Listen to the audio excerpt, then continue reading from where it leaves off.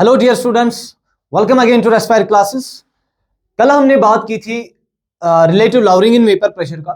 उसमें हमने बात किया था कि अगर अपने पास एक प्योर सॉल्वेंट है जिसका वेपर प्रेशर पी नॉट है, और जैसे जैसे आप कोई नॉन वोलेटाइल सॉल्यूट ऐड कर रहे हो इसमें, तो जो रिजल्टेंट सॉल्यूशन होगा उस रिजल्टेंट सॉल्यूशन का वेपर प्रेशर कम हो जाएगा, है ना। तो कल वाले लेक्चर में हमने ये चीजें बात डिस्कस की थी दैट अगर प्योर सॉल्वेंट है तो उसका वेपर प्रेशर है, this is the vapour pressure of pure solvent. तो on adding vapor pressure of pure solvent, on adding some moles of non-volatile solute to this solvent, the vapor pressure of the resultant solution decreases। और उस resultant solution के vapor pressure को हमने PS से denote किया था। This was the vapor pressure of the solution, जो कि definitely PS जो होगा ये P नॉट से कम होगा। ये वाली बातें तो हमने की थी, लेकिन इसमें जो ध्यान रखने वाली बात थी वो ये थी कि अपने पास दो इक्वेशंस आई थी। पहला इक्वेशन आया था P not minus P S divide by P not.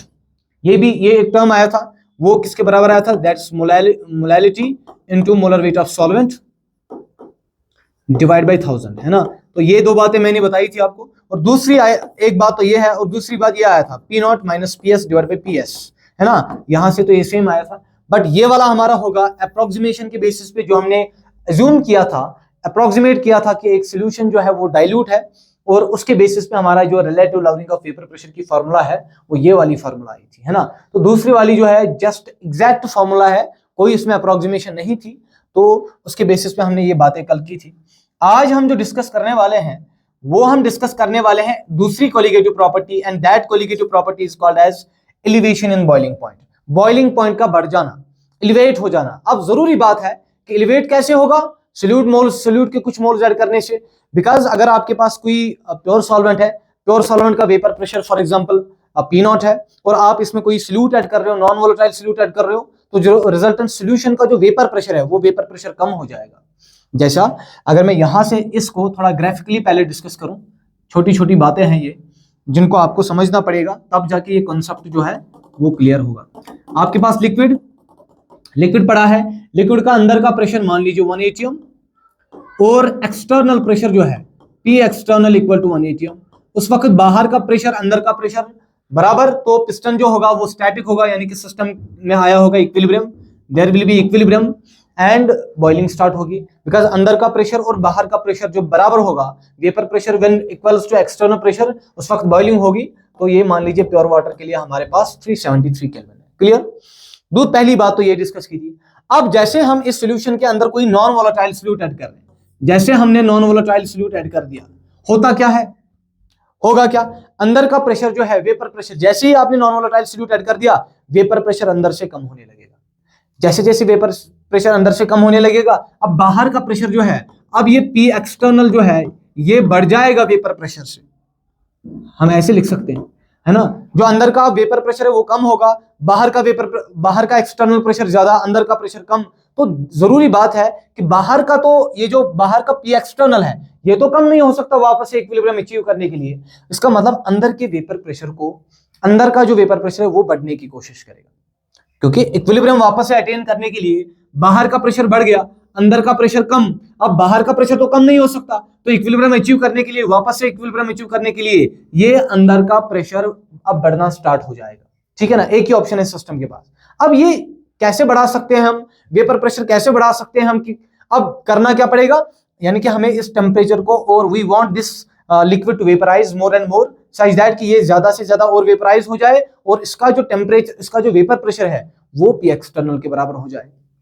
ठीक है ना। तो अंदर का प्रेशर कम, बाहर का प्रेशर ज्यादा, अंदर के प्रेशर को बढ़ना पड़ेगा।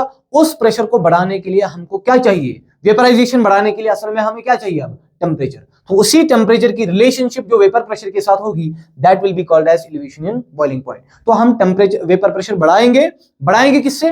टेम्परेचर के बढ़ाने से। ठीक है ना। तो इसके लिए मैं क्या करूंगा, समझ लीजिए आप। यहां मैं इस वाले पार्ट को हटा रहा हूं क्योंकि ये चीजें हमने कल डिस्कस की हुई है।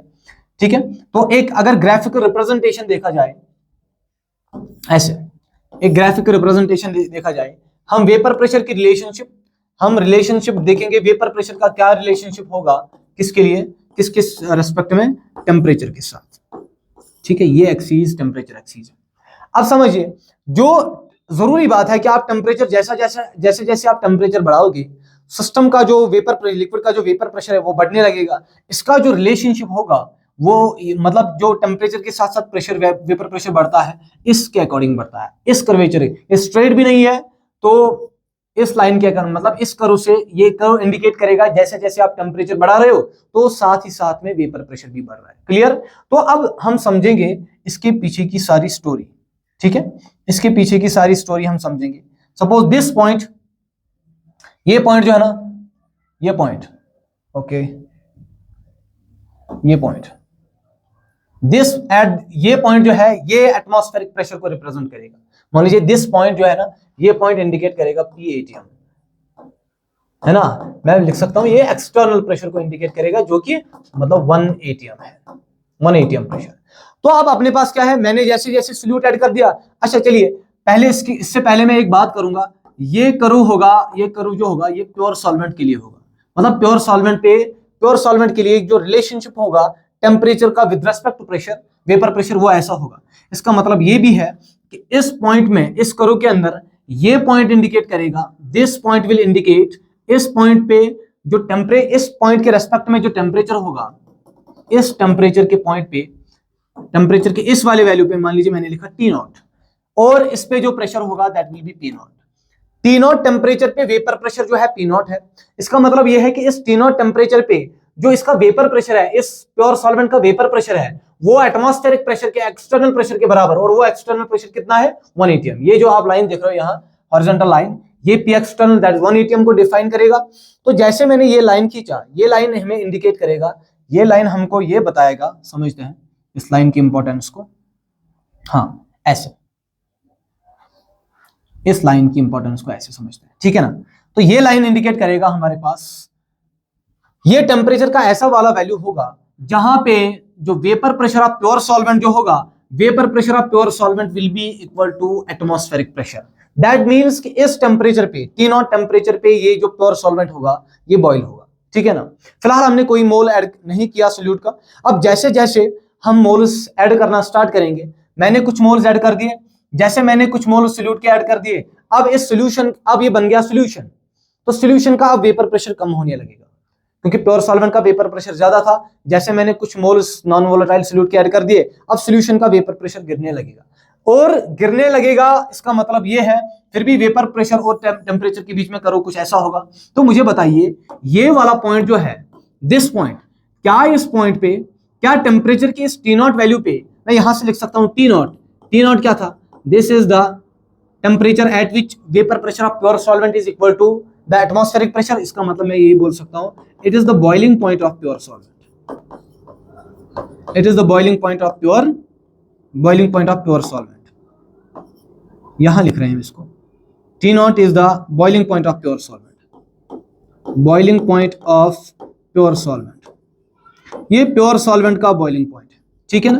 दूसरी बात, जैसे मैंने अब कुछ मोल्स ऐड कर दिए, तो अब ये बन गया, मान लीजिए ये बन गया सॉल्यूशन। फर्स्ट मैंने एक सॉल्यूशन बना दिया जिसमें मैंने कुछ मोल्स ऐड कर दिए, वेपर प्रेशर कम हो गया, वेपर प्रेशर कम हुआ, तो क्या ये T0 टेम्परेचर सफिशिएंट होगा इस सॉल्यूशन को बॉयल करने के लिए? बिल्कुल भी नहीं, बिकॉज यहां देखिए आप, प्रेशर वाला जो P एक्सटर्नल वाला पॉइंट है वो काफी ज्यादा है, काफी ऊपर है, ये पॉइंट काफी नीचे है। इसका मतलब ये पॉइंट पे सफिशिएंट वेपर, ये जो वेपर प्रेशर है वो सफिशिएंट नहीं है, जिसकी वजह से वो एक्सटर्नल प्रेशर और बॉइलिंग पॉइंट आ जाता। इसका मतलब ये है कि इस टेम्परेचर के वैल्यू पे, T0 वैल्यू पे जो प्रेशर है वो P0, P एक्सटर्नल यानी कि P एटमॉस्फेरिक से, एटमॉस्फेरिक प्रेशर से जो है 1 ATM प्रेशर से कम है। इसका मतलब इस T0 टेम्परेचर पे खाली प्योर सॉल्वेंट बॉयल होगा, सॉल्यूशन बॉयल नहीं होगा। अब हमको करना क्या है, लाइक अगर मैं यहां बताऊं कि इस पॉइंट पे ये वाला होगा P0, इस पॉइंट पे मान लीजिए सॉल्यूशन 1 है तो इसका वेपर प्रेशर P1, ये P1 डेफिनेटली, ये जो P1 है, this P1 will be less than P0। आप समझ रहे हो ना, this P1 will be less than P0। इस T0 टेम्परेचर पे ये सॉल्यूशन फर्स्ट बॉयल नहीं होगा। अब बॉयल कराना है मुझे, तो बॉयल कराने के लिए मैं क्या करूंगा, बॉयल कराने के लिए, इसको समझते हैं, बॉयल कराने के लिए मुझे टेम्परेचर को और बढ़ाना पड़ेगा। जैसे जैसे मैं टेम्परेचर बढ़ाऊंगा, जैसे मैंने T0 थोड़ा थोड़ा T0 से मैं आगे चला जा रहा हूं, इधर T0 से जैसे जैसे मैं टेम्परेचर बढ़ाने की कोशिश करूंगा इधर टुवर्ड्स राइट, तो वेपर प्रेशर भी बढ़ने लगेगा, क्योंकि एक्सिस ऐसे जा रही है, टेम्परेचर के बढ़ाने से वेपर प्रेशर भी बढ़ेगा, करो ऐसा जा रहा है। इसका मतलब जैसे मेरा टेम्परेचर आगे आगे जाएगा, टेम्परेचर का एक ऐसा वैल्यू आएगा जिस टेम्परेचर पे हमारा वेपर प्रेशर किसके बराबर हो जाएगा, ऐसे जिस टेम्परेचर के वैल्यू पे हमारा वेपर प्रेशर जो होगा सोल्यूशन फर्स्ट का वेपर प्रेशर होगा, दिस इज, मान लीजिए ये T1 है, T1 टेम्परेचर है। इस T1 टेम्परेचर मैंने टेम्परेचर T0 से कर दिया T1, तो वेपर प्रेशर बढ़ने लगेगा। कहां से, मान लीजिए यहाँ कोई प्रेशर था, यहाँ प्रेशर था P1, P1 से चला जाएगा ये P0 तक। इसका मतलब ये पॉइंट इंडिकेट करेगा। अब इस टेम्परेचर T1 टेम्परेचर केल्विन पे, T1 केल्विन टेम्परेचर पे हमारे पास जो ये वेपर प्रेशर होगा that will be equal to P0। और यही तो हम चाहते हैं, यही हम चाहते हैं कि सॉल्यूशन को बॉईल करें। सॉल्यूशन को बॉईल करने के लिए हमको क्या चाहिए, टेम्परेचर को बढ़ाना है। टेम्परेचर जब T0 से T1 चला जाएगा, उस वक्त वेपर प्रेशर P1 था, T0 पे T1 था, तो जैसे भी मैंने T0 से T1 कैलकुलेट कर दिया तो वेपर प्रेशर भी बढ़ने लगा, और एक टाइम आया जब वेपर प्रेशर बाहर के एक्सटर्नल प्रेशर के बराबर, उस पॉइंट पे जो प्रेशर होगा वो बराबर होगा P0, that is external pressure. तो this T1 is the boiling point of solution first. This T1 is the boiling point of solution first, है ना। अब मैं चाहता हूं कि और मैं ऐड करूं मोल्स, जैसे जैसे मैंने नंबर ऑफ मोल्स और बढ़ा दिए, तो जैसे मैंने और नंबर ऑफ मोल्स ऐड कर दिए तो वेपर प्रेशर और गिरने लगा। फिर से बॉइलिंग पॉइंट बढ़ाना पड़ेगा, फिर से टेम्परेचर बढ़ाना पड़ेगा, साइज दैट कि जिस टेम्परेचर पे हमारे पास ये जो वेपर प्रेशर है इस सोल्यूशन सेकंड का जो बनने वाला है, जो वेपर प्रेशर बनने वाला है वो उसके P एक्सटर्नल के बराबर आ जाए और वो सोल्यूशन भी बॉयल हो। तो जैसे जैसे मैंने और मोल्स ऐड कर दिए, वेपर प्रेशर और बढ़ने लगा, वेपर प्रेशर और बढ़ने लगा, सॉरी जैसे जैसे मैंने और मोल्स ऐड कर दिए वेपर प्रेशर कम होने लगा। तो यहां देखिए क्या T0 टेम्परेचर पे हमने देखा, T0 टेम्परेचर पे खाली प्योर सॉल्वेंट बॉयल हो रहा था। अच्छा, फिर T0 temperature was not sufficient to boil solution first, इसलिए हमको टेम्परेचर T0 से T1 करना पड़ा, बढ़ाना पड़ा। अब तीसरी बार हम क्या कर रहे हैं, मैंने और मोल्स ऐड कर दिए और वेपर प्रेशर गिर गया, और टेम्परेचर बढ़ाना पड़ेगा इस वेपर प्रेशर को बराबर एक्सटर्नल प्रेशर करने के लिए। तो जैसे मैंने लिखा, मैंने T1, मतलब मैं यहां ये बोल सकता हूं कि T1 पे वेपर प्रेशर कितना होगा। देखिए T1 इस पॉइंट पे कट कर रहा है, T1 पे जो वेपर प्रेशर है, देखिए ये T0 पे अगर देखा जाए, T0 पे सॉल्यूशन थर्ड का, ये अब सॉल्यूशन थर्ड बन गया, ये अब बन गया सॉल्यूशन थर्ड, तो इसके लिए वेपर प्रेशर कितना होगा, ऐसा ये देखिए। तो मैं लिखूंगा ये सॉल्यूशन सेकंड है तो P2, तो ये बन गया आपका सॉल्यूशन सेकंड का। देखिए T0 टेम्परेचर पे ना ही सॉल्यूशन फर्स्ट बॉयल होगा, ना ही T0 टेम्परेचर पे सॉल्यूशन सेकंड बॉयल होगा।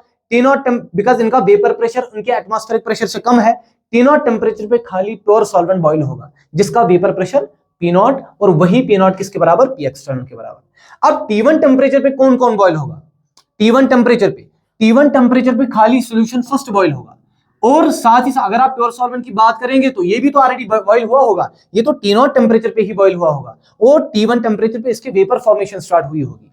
फिर से सुनिए एक बार, T0 टेम्परेचर पे वेपर प्रेशर, T0 टेम्परेचर पे जो प्योर सॉल्वेंट है वो बॉइलिंग पॉइंट आ गया होगा, that is T0 is the boiling point of pure solvent. जैसे मैंने टेम्परेचर T0 से T1 कर दिया, उस वक्त सॉल्यूशन फर्स्ट बॉयल होने लगा, और सॉल्यूशन फर्स्ट बॉयल होते होते अगर प्योर सॉल्वेंट की बात की जाए, प्योर सॉल्वेंट ने वेपर फॉर्मेशन स्टार्ट की होगी पहले से ही T0 टेम्परेचर से ही, तो जैसे T0 टेम्परेचर से आगे से ही अब मैं T0 से मैंने T1 देखा, इस T1 टेम्परेचर पे तो इस सॉल्यूशन सेकंड का जो वेपर प्रेशर है वो सॉल्यूशन सेकंड का वेपर प्रेशर P एक्सटर्नल से कम होगा, इसका मतलब बॉइलिंग स्टार्ट नहीं होगा। मुझे बॉइलिंग करना है तो बॉइलिंग करने के लिए मुझे T1 से आगे जाना पड़ेगा।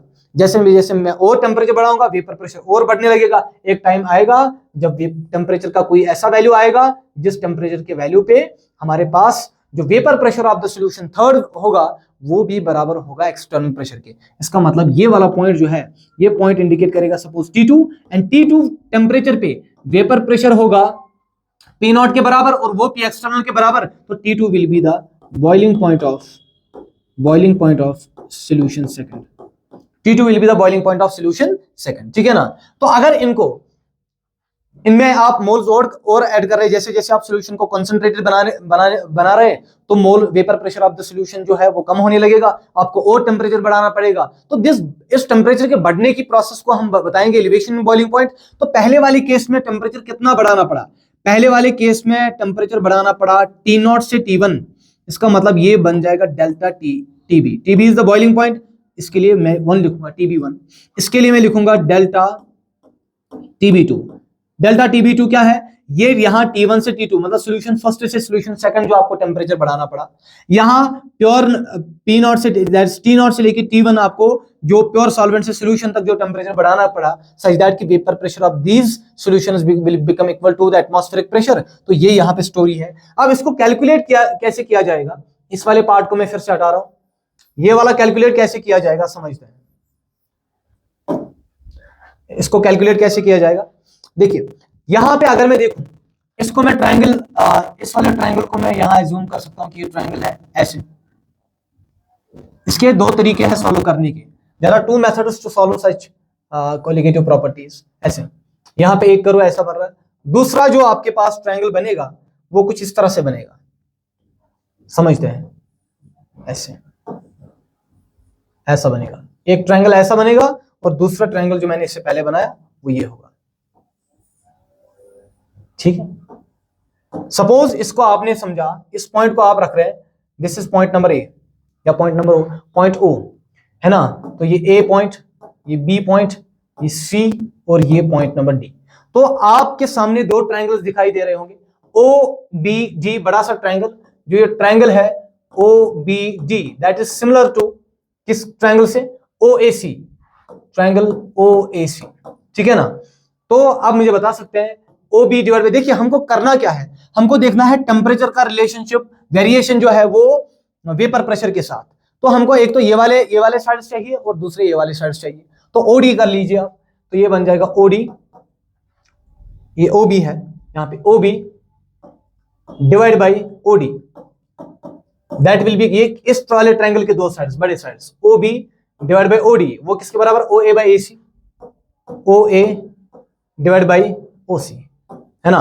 तो मुझे बताइए ओ बी से लेके डिस्टेंस कितनी है? अगर मैं यहां बताऊंगा पूरा का पूरा, अगर मैं बताऊंगा इसको मैं ऐसे लिख सकता हूं, इसको मैं ऐसे लिख सकता हूं, दिस इज डेल्टा टी, ये भी एलिवेशन बॉइलिंग है, इसको भी डेल्टा टी लिख सकते हैं। अब पूरा का पूरा सॉल्यूशन 2 के लिए एलिवेशन बॉइलिंग पॉइंट टोटल कितना हुआ?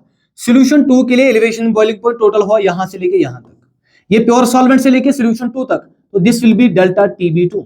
सॉल्यूशन फर्स्ट के लिए कितना हुआ? डेल्टा TB1, है ना। तो सेकंड सॉल्यूशन के लिए जो total elevation in boiling point हुआ वो यहां सॉल्वेंट से लेके सॉल्यूशन सेकंड तक, तो OB की डिस्टेंस कितनी है? That is delta TB2, delta TB2 divide by OD की डिस्टेंस यहां से, है ना। तो आप ऐसे भी कर सकते थे OB डिवाइड बाय OA, यहां पे हम इससे भी सिंपल मेथड कर सकते हैं जिससे हमारी कैलकुलेशन थोड़ी सी आसान हो जाएगी। OB divide by OA, ratio of two sides, तो OD डिवाइड बाय OC यहां मैं लिख सकता हूं, इससे हमारी कैलकुलेशन और सिंपल होगी, कुछ स्टेप्स कम होंगे। तो ये होगा OD, this will be OD divide by OC, है ना। तो बताइए ये OB डिस्टेंस डेल्टा TB, तो ये OA डिस्टेंस कितना होगा? ये होगा डेल्टा TB1, ठीक है, that will be equal to OD। OD distance आप देख लीजिए, OD डिस्टेंस कितना है? OD डिस्टेंस ये कहां से कहां जा रहा है? P0 से लेके P2 तक, that will be equal to P0 से लेके P0 minus P2 divide by, क्योंकि हायर माइनस लोअर है, P0 तो हायर था, P2 लोअर है, तो यहां बताइए। इसी तरह से यहां आप इसको ऐसे भी लिख सकते हैं, डेल्टा TB2 को आप ऐसे भी लिख सकते थे T2 माइनस T0, और यहां डेल्टा TB1 को लिख सकते हैं T1 माइनस T0, है ना। ये तो अंडरस्टूड है ये वाली बातें। P0 माइनस P2 ये है OD वाला side, that is P0 minus P2, और OC वाला साइड कितना होगा? P0 minus P1, P0 minus P1, और P0 minus P2 that is, वो तो कल ही पढ़ा था हमने, डेल्टा P, है ना, डेल्टा P2, और यहां डिवाइड बाय डेल्टा P1, ठीक है ना। ये डेल्टा P2 क्या इंडिकेट करेगा? This will indicate lowering in vapour pressure, lowering in vapour pressure, किसके लिए? For solution second, solution second. Delta P1 क्या इंडिकेट करेगा? Lowering in vapour pressure for solution first, पहले सॉल्यूशन के लिए जो वेपर प्रेशर का गिरना हुआ, कितना ड्रॉप हुआ, लॉवरिंग कितना हुआ, कितना कम हुआ, delta TB2. Delta TB2 is the elevation in boiling point, elevation in boiling point for solution second, है ना. And delta TB1 that is elevation in boiling point, elevation in boiling point for solution first, है ना, for solution first. ये आपके सामने सारी story. लेकिन अब यहां पे हमने कल जो हमारे पास जो हमने कल कैलकुलेशंस की है, इसको आप पहले बॉक्स में भर दीजिए.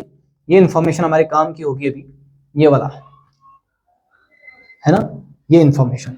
अब कल जो हमने कैलकुलेशंस की है वहां से हम क्या कंक्लूड कर सकते हैं. देखिए यहां पे हमने लिखा delta TB2 is equal to, यहां पे हमारे पास फाइनल इक्वेशन बनेगी इस तरह से, delta TB2 divide by delta TB1 that will be equal to delta P2 divide by delta P1. इसमें जो डेल्टा TB2 होगा that will be elevation in boiling point for solution second.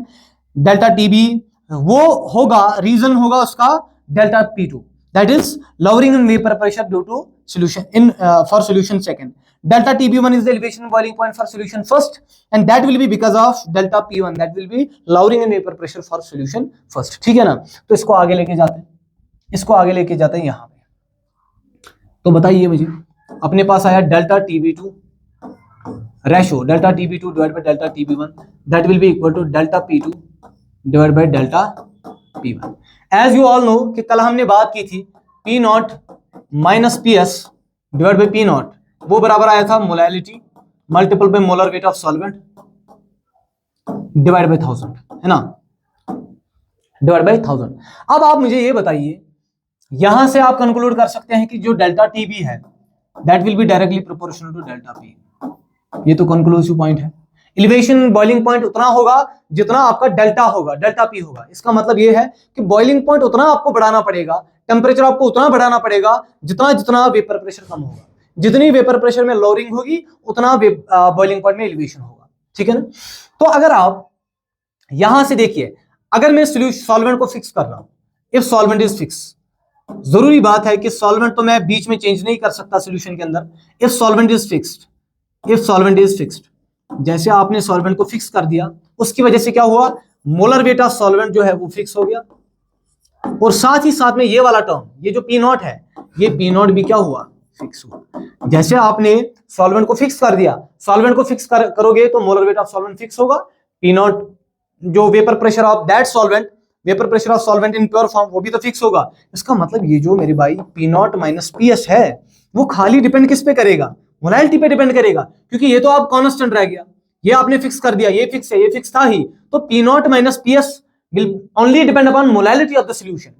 मतलब ये है कि जैसे जैसे आप सॉल्वेंट को फिक्स कर रहे हो, आपने सॉल्वेंट को फिक्स कर दिया, ना ये वाली टर्म डिफाइन करेगी कोई चीज, ना ये वाली टर्म कोई चीज डिफाइन करेगी. अगर डिफाइन करेगा, अगर कोई चेंज होगा P0 माइनस, अगर लॉवरिंग ऑफ वेपर प्रेशर होगा तो वो खाली होगा मोलैलिटी के चेंज करने से. आप समझ रहे हैं. इसका मतलब P0 minus PS will be directly proportional to M. What is P0 minus PS? That is lowering in vapour pressure. कल पढ़ाया था, कल वाले लेक्चर में, लॉवरिंग इन वेपर प्रेशर. और इसको हम डिनोट कैसे करेंगे, डेल्टा P से. एंड इसका मतलब delta P is directly proportional to molality. इसका मतलब delta P directly proportional to molality, यहां delta P directly proportional to delta TB. इन दोनों को आप इक्वेट कर सकते हैं और आपका कंक्लूजन जो आएगा वो आएगा ऐसा, delta TB is directly proportional to molality, है ना. और इसके लिए जो कांस्टेंट ऑफ प्रोपोर्शनलिटी लगेगा that will be delta TB will be equal, वो हम KB से डिनोट करते हैं. KB जो है, KB is called as, KB का नाम, KB is called as molar elevation constant, molar elevation constant. और इसका दूसरा नाम है एबिलियोस्कोपिक कांस्टेंट. ये एक रशियन वर्ड है, एबिलियोस्कोपिक कांस्टेंट, है ना. That is the term that is related with boiling point. Ebullioscopic term, ये ना constant, that is a Russian word that is used for the term boiling point, है ना. तो मुझे बताइए, अगर आपने मोलैलिटी 1 लिया, कोई सॉल्यूशन है जिसका मोलैलिटी 1 है, बड़ी सिंपल सी बात है. यहाँ मोलैलिटी अगर आप 1 कर रहे हो तो उस वक्त जो डेल्टा TB होगा दैट विल बी बराबर, that will be equal to KB. इसका मतलब जो एबिलियोस्कोपिक कांस्टेंट है that is actually the elevation in boiling point for those solutions with molality equal to 1. आपने 1 मोलर सॉल्यूशन लिया, मतलब यह है कि आपने 1000 ग्राम के अंदर 1000 ग्राम सॉल्वेंट के अंदर 1 मोल ले लिया, उस वक्त जो उस सोल्यूशन का उस सॉल्वेंट का, मतलब आपके पास सॉल्वेंट है आपके पास, और सॉल्वेंट का अमाउंट है 1000 ग्राम यानी कि 1 kg, इसमें आपने 1 मोल डाल दिया, कोई number of moles of solute equal to 1। उस वक्त इसमें जितना भी बॉइलिंग होगा, जितना भी इसमें एलिवेशन बॉइलिंग पॉइंट होगा, उस एलिवेशन बॉइलिंग पॉइंट का नाम होगा ebullioscopic constant, that is a constant, है ना। तो कंक्लूजन तो ये निकलेगा ना कि ये जो Kb है, Kb only depends on, Kb will only depend on, Kb will change on, ऐसे मैं लिख सकता हूं, Kb changes on, ये एक प्रोपोर्शनैलिटी कांस्टेंट है, चेंजेस ऑन चेंजिंग सॉल्वेंट। आप सॉल्वेंट चेंज कर रहे हो तो तब Kb चेंज होगा जरूर, बट रिमेन सेम, है ना, but does not change when, शाबाश, व्हेन सोल्यूट चेंजेस। तो ये सोल्यूट पे डिपेंड नहीं करता, ये खाली डिपेंड करेगा किस पे, शाबाश, ये सॉल्वेंट पे डिपेंड करेगा, क्योंकि ये Kb तभी आया जब हमारे पास हमने सॉल्वेंट को क्या कर दिया, फिक्स कर दिया, ठीक है ना। शाबाश, इसके यूनिट्स भी देखिए, थर्मोडायनेमिक्स से भी हम इस Kb को रिलेट कर सकते हैं, थर्मोडायनेमिक्स से भी हमारे पास Kb को सॉल्व करने का जो तरीका होता है वो ये फॉर्मूला होता है RTB² 1000 × LV, है ना। ये थर्मोडायनेमिक्स में हम देखते हैं, यहाँ थर्मोडायनेमिकली भी हम ये कर सकते हैं इस Kb को, दैट इज यहाँ TB that is boiling point, that is R gas constant, या LV that is latent heat of vaporisation. तो थर्मोडायनेमिक्स से भी हम इसको सॉल्व कर पाते हैं, लेकिन यहाँ करने की कोई जरूरत नहीं है। एक रिलेशनशिप है किसका, Kb का रिलेशनशिप है with latent heat of vaporisation, ठीक है ना। अच्छा, पहली बात ये है। दूसरी बात, आप इसके इस इक्वेशन को आगे भी लेके जा सकते हैं, जैसे आपने लिखा delta TB equal to Kb into molality को आप आगे ले सकते हैं, molality that is number of moles of solute with respect to weight of solvent in kgs। आप ग्राम्स में अगर ले रहे हो weight of solvent in grams तो मल्टीपल करना पड़ेगा 1000 से।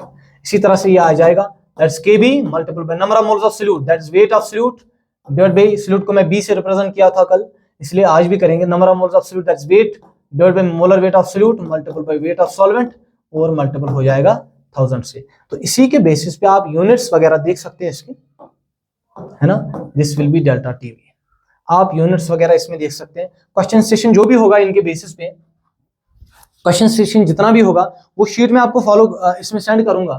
तो यहाँ बताइए Kb के यूनिट्स वगैरह आप पता कर सकते हैं। Kb के यूनिट्स आएगा, देखिए इसका टेम्परेचर का आएगा केल्विन, है ना, तो यहाँ आएगा केल्विन, और मोलालिटी के आएंगे, मैं डायरेक्टली अगर इस यहाँ से पता करूंगा तो यहाँ आएगा Kb का यूनिट क्या होगा, that will be equal to this, Kb will be equal to delta TB that's kelvin, और डिवाइड बाय आएगा मोलालिटी। मोलालिटी के तो यूनिट पता होंगे, that is number of moles, that's moles पर kg, है ना, तो वो आएगा मोल्स पर kg, that will be equal to, वो आ जाएगा kg पर मोल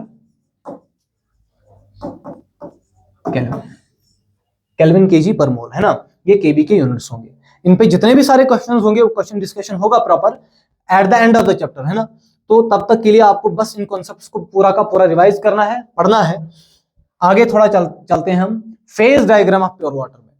phase diagram of pure water हमको क्या बताता है, देखिए किसी भी सबस्टेंस का जब हम प्योर फेज डायग्राम चेक करते हैं, that gives actually, phase diagram tells us about the composition of that very substance जिसका फेज डायग्राम चेक कर रहे हैं, with respect to temperature and pressure.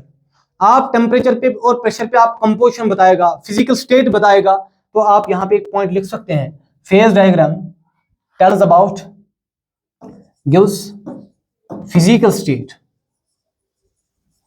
State of pure water की कर रहे हैं, physical state of pure water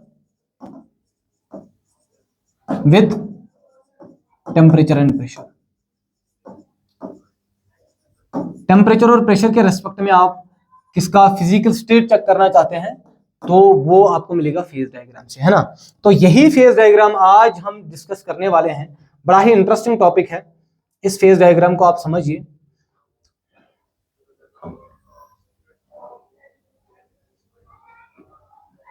देखिए इसको थोड़ा ऊपर लेके जा रहा हूं, ठीक है। यहां देखिए, चलिए इसको समझते हैं आज फेज डायग्राम होती क्या है।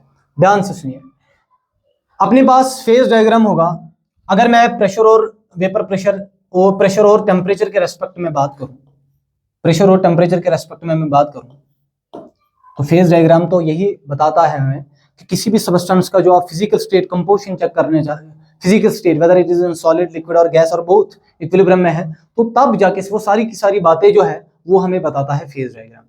देखिए पहली बात, अगर प्योर वाटर की फेज डायग्राम देखी जाए, प्योर वाटर की फेज डायग्राम होती है कुछ इस तरह से, ध्यान से सुनिए आप।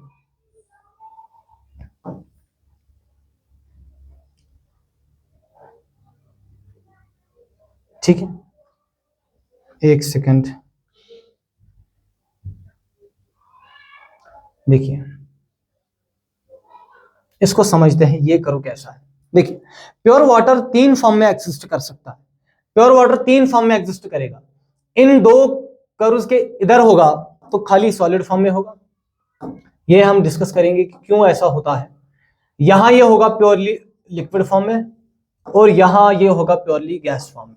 ये सारा का सारा खेल जो है टेम्परेचर और प्रेशर का है। क्यों, समझते हैं इन बातों को। चलिए ये वाला हमारे पास ये एक्सिस जो होगी, ये वाला पॉइंट, ये वाला जो कर्व होगा, दिस विल गिव अस, ये हमें पी एक्सटर्नल बताएगा। पी एक्सटर्नल यानी कि एटमॉस्फेरिक प्रेशर, मान लीजिए 1 atm है ना। जिस वक्त जो हमारे पास वेपर प्रेशर होगा इस P external that is 1 atm pressure के बराबर होगा, उस वक्त बॉइलिंग स्टार्ट होगी। तो मेरे भाई सारी की सारी बातें हम एक एक करके डिस्कस करेंगे।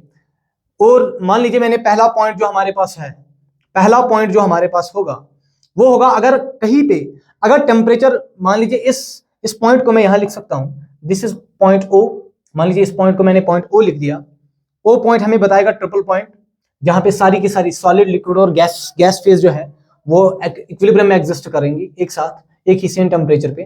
तो टेम्परेचर अगर इस ट्रिपल पॉइंट के इस लेफ्ट वाले साइड में होगा, मान लीजिए कहीं यहां पे टेम्परेचर कहीं यहां पे हुआ, इस टेम्परेचर के यहां होने को हम बताएंगे कि इस टेम्परेचर T0 पे, या मैंने लिखा यहां T1 पे खाली जो होगा, T1 पे सिर्फ सॉलिड्स होंगे।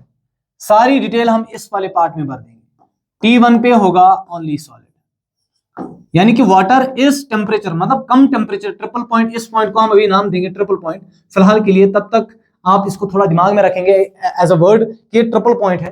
ट्रिपल पॉइंट के लेफ्ट में होगा, मतलब ट्रिपल पॉइंट से अगर टेम्परेचर कम है तो उस टेम्परेचर पे जो आपके पास जो वाटर होगा, प्योर वाटर, वो खाली सॉलिड फॉर्म में होता है।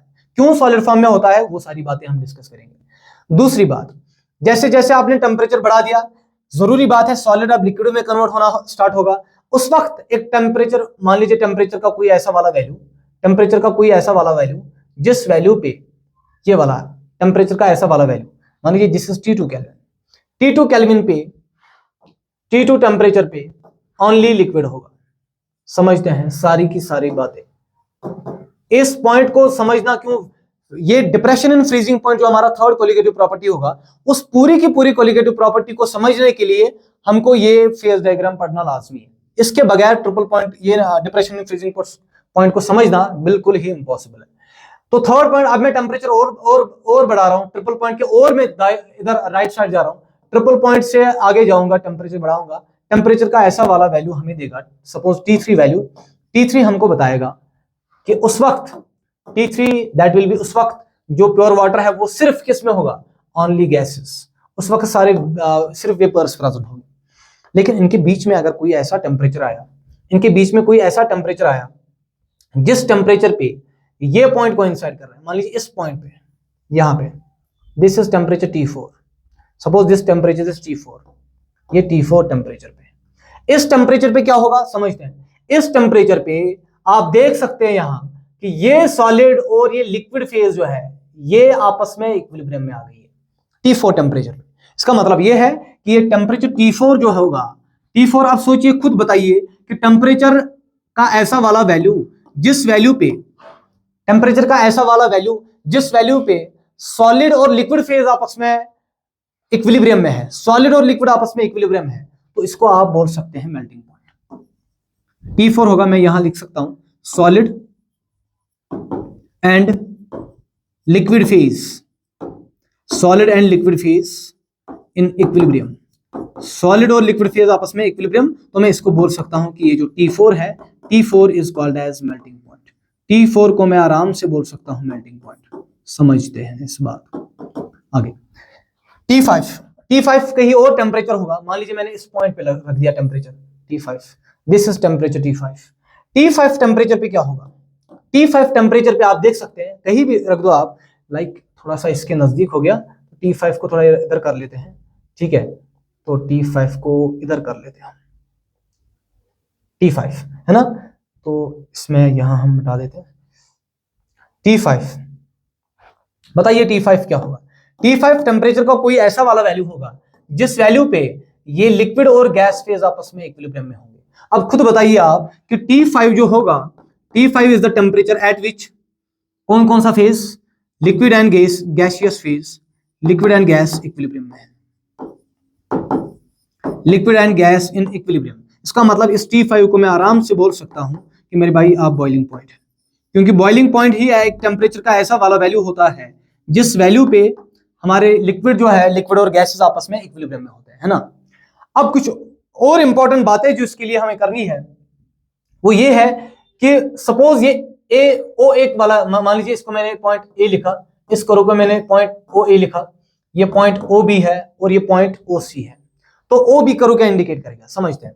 O और B पॉइंट क्या इंडिकेट करेगा, O और B पॉइंट हमको ये बताएगा, समझते हैं। इस OA देखिए, OB करो पे कोई भी पॉइंट अगर होगा ना, OB पॉइंट पे कोई भी करो, चाहे वो यहां हो, यहां हो, यहां हो, यहां हो, कहीं भी होगा, उस वक्त हमको बताया जाएगा, देखिए उस वक्त हमको बताया जाएगा कि वेपर और इसमें आपस में इक्विलिब्रियम में है।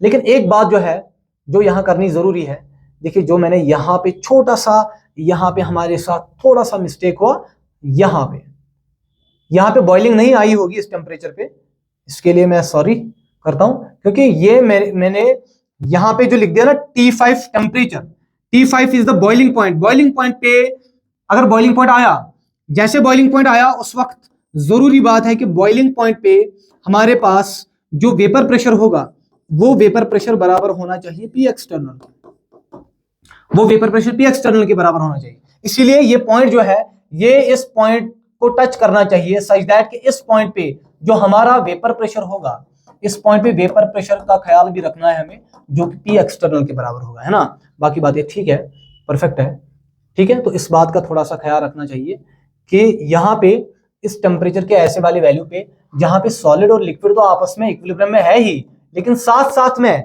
जो वेपर फेज है, वेपर का जो इसका जो वेपर प्रेशर है वो भी किसके बराबर है, external pressure, that is 1 atm pressure के बराबर, उस वक्त भी बॉइलिंग होगी, ठीक है ना। चलिए अब यहां पे देख लीजिए OA कर्व, OB कर्व और OC कर्व क्या होगा। देखिए दिस कर्व विल इंडिकेट, ये वाला कर्व हमको क्या देगा, OA कर्व, ये वाला, ये हमें देगा बॉइलिंग पॉइंट वाला curve. This curve will tell us about boiling point. इस वक्त इस टेम्परेचर OA कर्व क्या देगा हमें, और यहाँ पे OA कर्व, यहां देखिए सॉलिड और लिक्विड आपस में, सॉलिड और लिक्विड आपस में इक्विलिब्रियम में है, तो मैं क्या लिख सकता हूं, सॉलिड और लिक्विड आपस में क्या है, इक्विलिब्रियम में है। इस OA कर्व को मैं इधर लिख सकता हूं, this will tell us about melting point, melting point. और ये OC कर्व क्या है, OC में क्या है, सॉलिड और गैस इक्विलिब्रियम में है, तो इसको मैं बोल सकता हूं सब्लिमेशन कर्व, सब्लिमेशन कर्व। तो मैं यहां लिख सकता हूं, फिर से सुनिए आप, यहां मैं लिखूंगा, अगर मैं OA लिख रहा हूं, OA मैं क्या लिख रहा हूं, that will give us melting point curve. और कुछ बातें इसमें, मेल्टिंग पॉइंट कर्व, पहली बात मेल्टिंग पॉइंट कर्व होगा ये। दूसरी बात मतलब ये हमें बताएगा वेरिएशन ऑफ मेल्टिंग पॉइंट, ये हमको बताएगा मेरे भाई variation of melting point, melting point with temperature, temperature के चेंज करने से मेल्टिंग पॉइंट में कैसा असर आएगा, कौन सा करूं, ये बात हो रही है किस कर्व के बारे में, OA कर्व के बारे में। OB कर्व के बारे में कुछ बातें, OB कर्व के बारे में, OB कर्व जो होगा वो कर्व होगा बॉइलिंग पॉइंट का, OB curve will be the boiling point curve, OB curve will be the boiling point curve, और ये हमको बताएगा variation of boiling point, variation of boiling point with temperature, temperature के वेरी करने से boiling point में क्या वेरिएशन आएगा। तीसरा पॉइंट जो है ना, तीसरा पॉइंट जो है वो है OC कर्व।